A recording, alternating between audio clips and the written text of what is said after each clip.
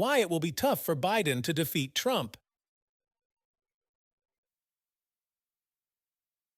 The 2024 presidential general election is here, for all intents and purposes. Joe Biden and Donald Trump are set to face off in the first presidential rematch since 1956. It's also the first rematch between a current and a former president since 1892. But unlike in 2020, when he was favored over Trump for the entirety of the campaign, Biden faces a rougher road this time around. Indeed, he has no better than a 50-50 shot for re-election, and fans of the current president should be aware that Trump has a real chance at retaking the White House. Just look at the polls that were released in the past week. Surveys from the New York Times, Siena College, CBS News, YouGov, Fox News, and the Wall Street Journal all gave Trump a higher percentage of the vote than Biden by margins ranging from 2 to 4 points.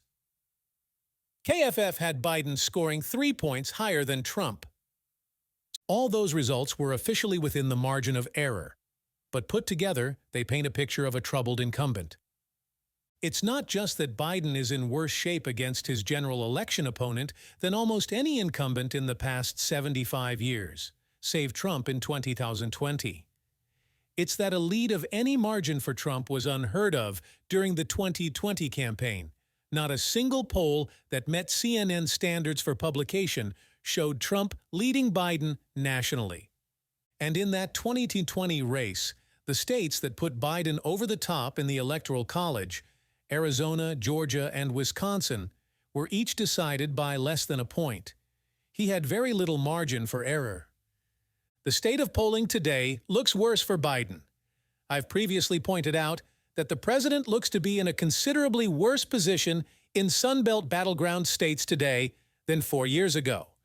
He's trailing by 5 points or more in the most recent polling from Arizona, Georgia, and Nevada. No Democratic presidential candidate has lost Nevada since 2004. If Biden loses all of those states, he can still win if he carries every other contest he did in 2020. That would help him finish 270-268 in electoral votes. The problem for Biden is that he's behind in Michigan. The average of polls over the past 6 months that meet CNN standards for publication has him down 4 points. In other words, the polls show Trump ahead, however narrowly, in enough states right now to win the Electoral College and the presidency.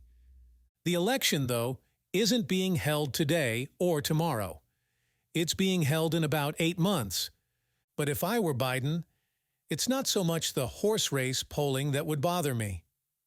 It's what lies underneath the hood. Americans say the top problems facing the country are either related to the economy or immigration. Trump is considerably more trusted than Biden on both issues. It's possible that if consumer sentiment continues to improve or border crossings decline, Biden could pick up steam against Trump. Then again, I'm not so sure. Biden is the least popular elected incumbent at this point in his re-election bid since World War II. His approval rating is hovering at or just below 40%. The two most recent incumbents with similarly low approval ratings around this point in their presidencies, Trump and George H.W. Bush in 1992, both lost in November. A lot of Democrats like to argue that you can't just look at Biden's approval ratings. His opponent is unpopular too, with unfavorable ratings above his favorable ratings. It's a fair point, but numerous polls, including the most recent ones from Fox News, the New York Times, and the Wall Street Journal, have Trump's favorable ratings a few points higher than Biden's. Again, this is very different from what we were seeing in 2020. This means that it isn't enough for Biden merely to win voters who dislike both men. He has to win them by a substantial margin to make up for his popularity deficit. With 8 months to go, Biden could certainly make up the gap, but unlike in most campaigns, both major party candidates are already well defined. Less than 5% of voters aren't able to register an opinion on Biden or Trump. For more people to turn against Trump, Biden's best hope may lie with the 4 criminal indictments against the former president. Putting aside the fact that the start dates for most of those trials are iffy, except for the New York hush money case, It's not clear how much of a difference it would make were Trump to be found guilty in any of those cases. A majority of likely voters, 53%, said they already thought Trump had committed a serious federal crime, according to the New York Times polling.